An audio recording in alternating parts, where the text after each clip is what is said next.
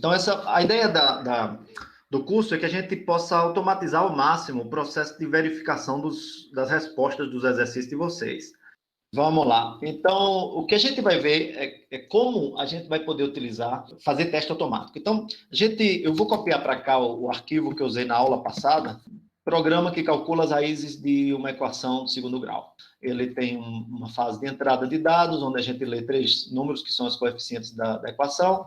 A gente processa esses dados, calculando o delta, que é o primeiro valor necessário para calcular as raízes. Em seguida, se o delta for positivo, a gente calcula o valor das 2 raízes. A gente não diferencia aqui quando o delta é igual a 0. Em seguida, a gente formata a saída de uma forma apropriada para a leitura humana e, finalmente, a gente imprime as próprias raízes. Aqui é a saída dos valores dos coeficientes e o delta, e aqui as raízes condicionadas, porque pode ser que elas existam ou não, tá? Só para que a gente tenha uma ideia mais, uma percepção melhor do que é que isso faz, eu vou rodar o programa para os valores menos 10, 5 e 11, aí os valores de x1 e x2, com os valores de A, B, C e delta. E agora a gente vai rodar para 10, 5 e 11, que a gente sabe que o delta é negativo, ele produz equação sem raízes reais. Se o delta for 0, ele imprime os 2 valores de x1 e x2, que nesse caso coincidem. E o que é que a gente tem com isso? Bom, você pode testar isso dessa forma como eu estou fazendo, na mão. Mas esse procedimento é bem tedioso e é muito sujeito a que você introduza novos erros no programa à medida que você vai modificando o programa e você esqueça de fazer todos os testes que você precisava. Né? Então, em engenharia de software, a gente tem um conceito de teste de regressão. A ideia é acumular os testes que você está fazendo em cada momento e fazer com que eles sejam repetidos a cada mudança que você faz no programa, de maneira que testes passados que já foram usados para detectar determinados defeitos dele, eles voltem a ser executados, mesmo que eu já não esteja focado naquele defeito. Isso me permite ir garantindo, produzindo uma espécie de, a gente costuma falar de uma rede de proteção para programar. Quanto mais testes você tem, mais protegido você está. Mas como é que você faz vários testes de forma eficiente, rápida? O jeito é fazer testes automáticos. Então, aqui, por exemplo, tem alguns elementos desse programa que são meio inconvenientes para testar automaticamente. Primeiro, ele é interativo, ou seja, ele me apresenta um prompt, depois eu digito alguma entrada, ele apresenta outro prompt, digito outra entrada, apresenta outro prompt, eu digito outra entrada, e aí ele sai com os dados finais. Essa forma interativa de tratar com o usuário torna ele menos apropriado para testar automaticamente. Então, o que a gente vai fazer é eliminar dele, né? Eu vou copiar aqui o P4.py para P5.py, isso vai ser um novo programa, uma nova versão dele. Nesse P5, o que eu vou fazer é eliminar, por exemplo, todas os prompts. Então, esse programa agora, quando roda, ele espera pela entrada sem produzir um prompt antes. Ele simplesmente está esperando pelos valores. De resto, ele funciona totalmente parecido com o que a gente tinha antes. 4, menos 4, 1, por exemplo. De resto, ele funciona da mesma forma que antes. Mas ainda tem alguns detalhes que atrapalham a saída. Então, a primeira coisa é, esse relatório que ele é produzido na saída, normalmente é inconveniente para um teste automático. A gente precisa que ele seja bem objetivo em termos de o que é que ele produz de saída a partir dos dados de entrada. Como os dados A, B e C são todos dados de entrada, eu não vou repetir eles na saída. Então, eu vou simplificar a saída do nosso programa para não apresentar A, B e C e apresentar somente os dados calculados. 4, menos 4 e 1. Tá aí. Agora a gente só tem delta e os valores deles. Ainda tem elementos que podem simplificar o teste? Sim. Ao invés de eu imprimir cada um desses valores com o seu nome e o dado aqui, que isso é apropriado para leitura humana, a gente pode imprimir exclusivamente os valores que são esperados numa ordem fixa. Então, por exemplo, a gente pode imprimir sempre delta, x1 e x2, ou, no caso de nada, a gente pode imprimir uma coisa mais para a máquina, não é para a gente. Ali, a gente ainda tem um problema, essa formatação com 10 casas decimais é desnecessária, ele está introduzindo esses espaços na frente, então eu vou tirar a exigência de 10 caracteres, aliás, desculpe, 10 caracteres, e vou dizer simplesmente eu quero 5 casas depois da vírgula. Essa parte sim é importante. 4, menos 4 e 1. E a gente finalmente tem um programa assim, no seu mínimo de funcionalidade. Vê bem que a estrutura lógica do programa continua sendo a que a gente tinha originalmente, mas a sua forma de interação com o usuário foi simplificada ao máximo para que a gente possa testar isso automaticamente. Eu vou mostrar como é que a gente vai testar isso automaticamente, mas você vê que ele já ficou bem mais sucinto, bem mais sintético na sua forma de interagir com a gente. Vamos testar com aqueles valores originais da gente, 10, 5 e 11, menos 10, 5 e 11. Como é que eu testo agora? Bom, vocês já viram rodando esse programa várias vezes com esses valores. Então, uma coisa que eu poderia fazer era criar um arquivo contendo esses testes. Uma forma é começar com os dados que eu já conheço. Menos 10, 5 e 11. Está ali os dados que ele produziu na saída, comparo. Mas isso requer interação humana. Eu preciso rodar isso na máquina. Como é que eu posso automatizar isso? O que eu vou fazer aqui é usar uma ferramenta chamada TST. Eu suponho que ele esteja pronto. Ele está rodando. Você vê que agora ele deu uma mensagem que não encontrei testes. Como é que ele quer encontrar testes? Você lembra daqueles arquivos, aquele arquivo lá de teste que eu criei? Eu vou criar um arquivo chamado tst.yaml. Então, eu vou abrir aqui o arquivo tst.yaml e vou abrir também o nosso arquivo de testes. E vou começar copiando os dados todos para cá. Só que dessa vez eu vou colocar isso num formato específico. Este arquivo aqui tem exatamente o mesmo conteúdo, só que num formato chamado YAML, que é mais apropriado, novamente, para testabilidade. Ele é mais apropriado para que o ferramental de testes possa ler esses dados apropriadamente, com menos ambiguidade, com menos problema. O processo vai receber esse texto para ler e a gente vai esperar este texto na saída dele. Depois que você tiver o teste, você simplesmente só precisa rodar TST. Ele lê o arquivo test.yaml e ele roda os testes em todos os programas que ele encontrar .py naquele diretório. O programa p4.py, por exemplo, falhou nos testes. Ele não passa naquele teste, porque ele produz uma saída muito diferente disso. Ele produz aquele prompt perguntando qual é o valor de A, qual é o valor de B, qual é o valor de C, e só depois é que ele produz a saída, mas também toda formatada. Se você quiser ver especificamente o que é que aconteceu com ele, você pode dizer tst, teste somente o p4.py. Você pode rodar agora ele na mão, com aqueles dados, e talvez a gente não tenha percebido, mas isso aqui que ele imprimiu na saída já é considerado saída, portanto ele está diferente disso aqui. Vou editar o programa p6.py e vou fazer só essa modificação aqui. Vou apagar esses prompts. Eu vou rodar de novo o tst para todos, ele vai pegar o P4, P5 e o P6, está ali, P4 não passa, o P5 passa, mas o P6 ainda não passa. Qual é o problema do P6? É que ele ainda não produz exatamente essa saída, se você lembrar, 5, Enter, 1, Enter. Você vê que a saída foi completamente diferente disso aqui. Esse mesmo arquivo aqui, eu vou agora duplicar o número de testes. Qual seria a saída esperada para 10, 5 e 11, não menos 10, 5 e 11? TST, você vê que a gente rapidamente consegue executar 6 testes. Nessa execução, a gente rodou o P4 duas vezes, o P5 duas vezes e o P6 duas vezes. Nosso programa passou. Vamos introduzir um erro intencionalmente no teste. Então, ao invés de 415, menos 415, vamos supor que eu esperasse menos 410. O P5 falhou agora no primeiro teste. Na realidade, o programa está correto e o teste está errado. Vamos rodar novamente com o teste correto. A gente agora tem 2 testes e a gente vai introduzir um terceiro teste para a raiz zero.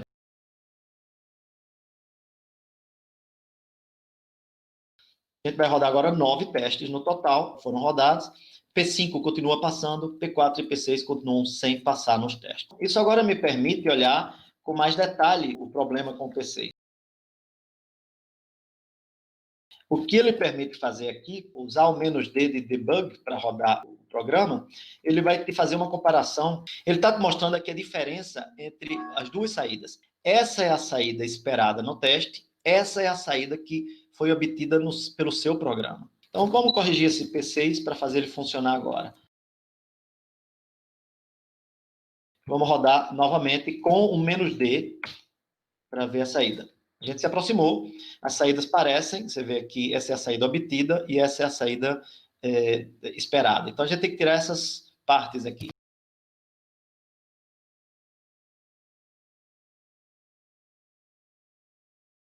Você viu que agora ele está dizendo, olha, a saída difere só nessas duas linhas. Ele já escondeu aquela linha do zero, do delta, porque o delta não é o que está produzindo a diferença. Ele está focando aqui somente te dando o que se chama de diff. Ele está dizendo que esses textos diferem por essas duas linhas.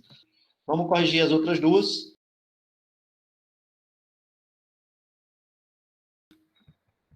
Vamos rodar agora. Só uma linha agora difere, que é a linha do x2. E a gente pode finalmente fazer o programa funcionar.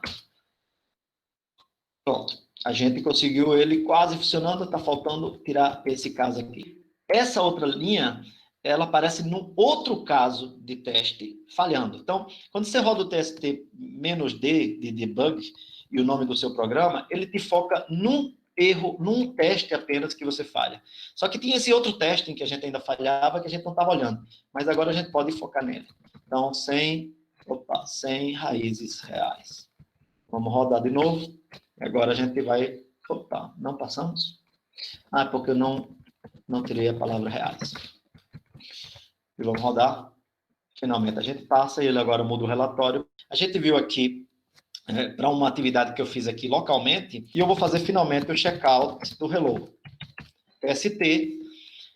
TST é aquele mesmo comando que a gente usa para testar automático, a gente vai estar utilizando para fazer checkout.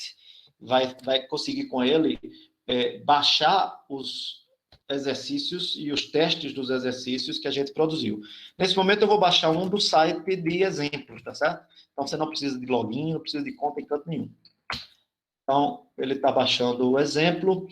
Quando ele baixa, ele diz que baixou lá do diretório do site. Ele disse que não achou o diretório onde você queria baixar, porque eu deveria ter escrito tst checkout hello e ter dito aqui na frente um outro argumento, dizendo o diretório onde é para baixar aquele arquivo. Como ele não achou, ele pergunta, você quer que eu use o mesmo nome da atividade como diretório? Eu vou dar enter para ele usar, e ele criou, então, os seguintes arquivos, o diretório hello e esses 4 arquivos dentro dele. Aqui o conteúdo. Esse aqui é a especificação real. Escreva um programa que imprime uma mensagem Hello World na saída. Aqui está um exemplo de teste. Você vê que o formato é aquele mesmo. Output é isso, Hello World, e o input é nada. Por quê? Porque esse programa só tem saída. Não se espera nada da entrada dele. Então, tá aí. O que é que eu posso fazer com esse diretório agora? Você deve programar dentro desse diretório. Então, a gente vai fazer, por exemplo, um arquivo chamado hello.py. E eu vou escrever um arquivo que resolve o problema, né?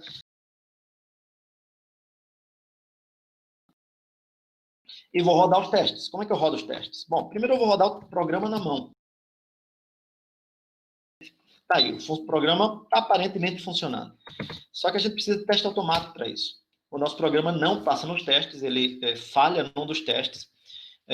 O teste está sendo lido de publictests.yaml. A entrada é nada e a saída foi hello world contra barra n. Essa era a saída esperada. O nosso programa não produziu isso. Vamos fazer com o "-d", lembram? hello.py. Está aqui dizendo qual é a linha única linha em que esses dois programas diferem na saída. Quer dizer, o que era esperado era hello world com exclamação e o W maiúsculo, e eu produzi o hello world sem exclamação e com o W minúsculo. Então, o que eu vou fazer é colocar somente a exclamação, só para ver o que acontece se eu esquecer um W. E vou rodar primeiro o TST sem nada. Você vai ver que ele me deu um asterisco como saída e não um ponto. Ou seja, o programa ainda não está correto. Só que esse asterisco indica o seguinte, ele está praticamente correto, exceto por pequenas mudanças que normalmente dizem respeito à acentuação, caracteres acentuados estão sem acentuação ou vice-versa, maiúsculos e minúsculos estão trocadas, ou espaços não estão coincidindo perfeitamente. Vamos testar então isso agora. Eu vou testar isso com "-d". Você vai ver que agora a gente vê claramente, pode ver mais claramente a diferença. Então eu vou mudar aqui para o world com maiúscula, Vou rodar de novo, mesmo com menos D. Como agora ele não acha nenhum bug, ele imprime o ponto dizendo, lembrem, isso não quer dizer que o programa está correto. Quer dizer apenas que os testes não descobriram nenhum erro, certo? O teste, no máximo, dá para dizer que o programa, que não se encontrou nenhum defeito no programa. Mas quando ele passa nos testes, pode ser que ainda tenha defeito. Vamos colocar aqui um O acentuado no hello, o outro, só para ver. Você vê que ele te indica que a saída está muito próxima, e aqui a gente está vendo exatamente qual é a diferença. Aqui está em bytes, o que facilita a comparação.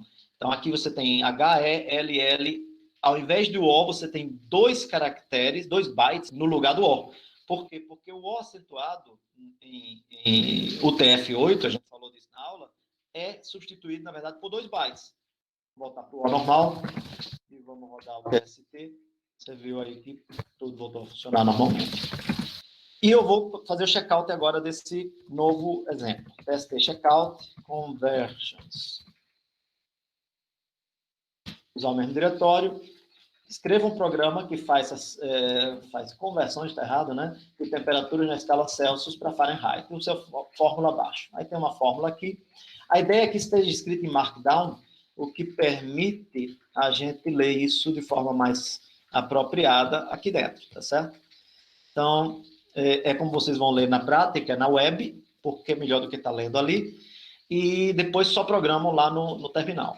Então, escreva um programa que faz conversão de temperaturas na escala Celsius para escala Fahrenheit, use a fórmula abaixo. F é 9/5 de C mais 32.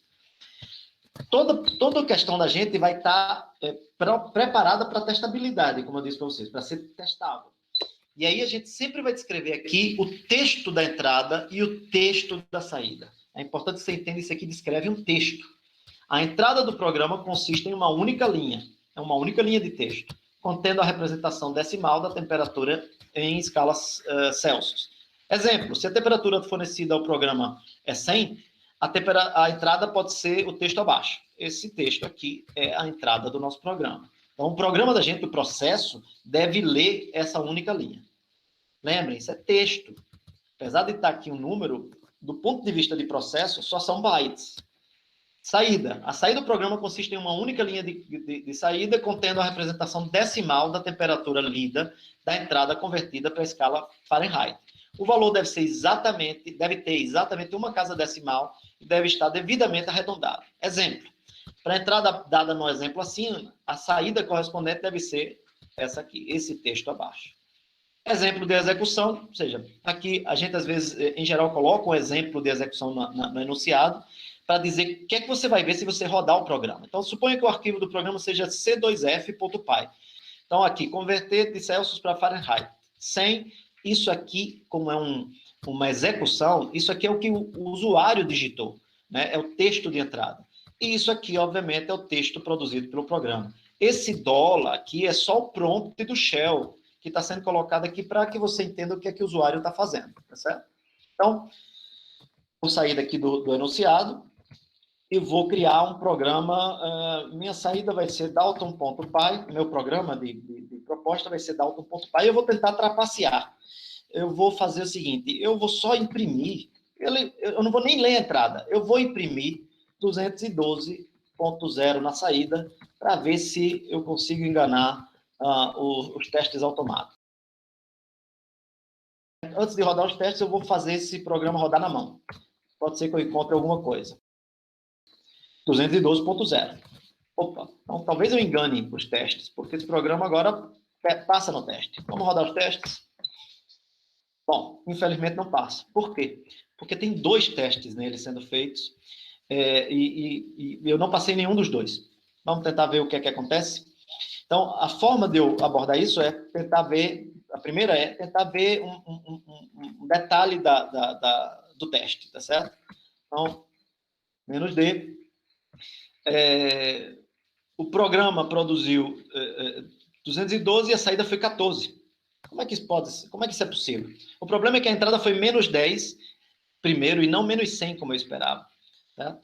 Então, vamos fazer o seguinte, vamos trapacear de novo, vamos tentar passar naquele teste. Eu vou imprimir 14 apenas. Vamos rodar o programa na mão. E, opa, para variar, não 14.0. Vamos rodar de novo. Bom, agora eu passei no teste.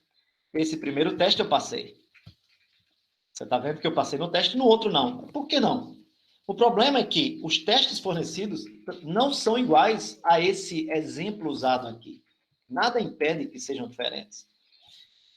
Então, o que eu vou fazer agora é... Bom, não me resta muito a não ser tentar resolver o problema, porque se eu tentar trapacear de novo e tentar colocar aqui 47.3,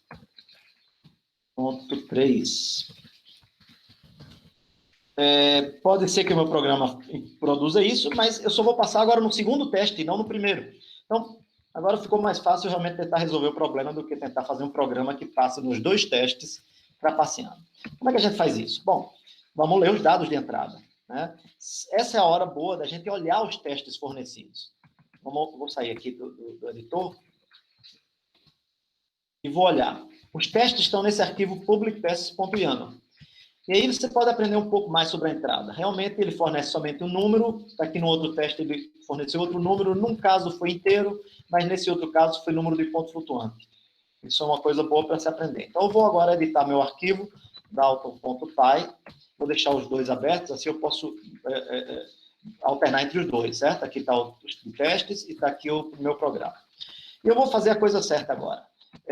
Celsius é igual a int de input. Então, eu vou ler a entrada e converter para inteiro. Eu sei que tem um erro, né? A gente sabe que no outro teste ele espera outro valor. E, na saída, eu vou imprimir agora o valor em Fahrenheit. Essa é uma estratégia boa que a gente usa para programar, que é pensar primeiro em entrada e saída e deixar o meio para depois.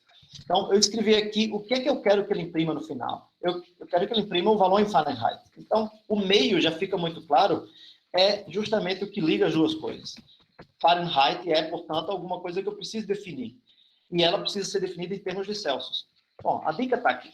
Esse é o objetivo. É calcular 9/5 de Celsius e somar 32. Então, vamos lá. 9 sobre 5 vezes Celsius, sobre 5 vezes Celsius, a gente já tem a variável para isso, mais 32. Então, vamos fazer para o segundo caso. 8.5 deve dar 47.3. 8.5 deve dar... o que é que houve agora? O problema é no segundo caso. Então, se eu rodar o TST direto, eu vou ver o erro. Só que eu vou ver o erro mascarado por esse V apenas. Porque, lembrem, o TST é para rodar automaticamente grande quantidade de testes. Ele não pode ficar dando relatórios longos para cada um dos testes separadamente.